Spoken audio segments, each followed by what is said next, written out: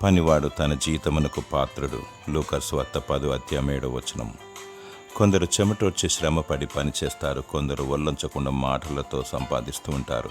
నిజముగా కష్టించి పనిచేవాడు తన జీతమునకు అర్హత గలవాడు. ఐగుప్తీయులు ఇశ్రాయేలు ప్రజలతో పని చేయించుకొని వారికి కూలి ఇచ్చేవారు కాదు. అందుకే ఐగుప్తును విడిచి వెళ్ళినప్పుడు ఐగుప్తీయుల నగలను అడుక్కొని వెళ్ళిపోయారు. వారి కష్టార్జితము వారికి చెందింది. నీ కష్టార్జితానికి తగిన పారిశుద్ధం చెందడం లేదని బాధపడుచున్నావా? దేవుడు న్యాయవంతుల పక్షాన ఉండి అద్భుతం జరిగించును.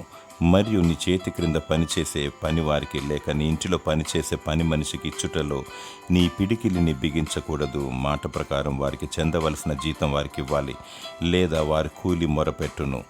దేవుడు బాధింపబడుచున్న న్యాయవంతుల పక్షాన ఉంటాడు. వాని క్రియల చొప్పున జీతం ఇచ్చువాడు. నమ్మకముగా జీవించు, దేవుణ్ణి మహిమపరచు. దేవుడు నిందారహితముగా నిన్ను వర్ధిల్ల చేయునుగాక. ఆమెన్.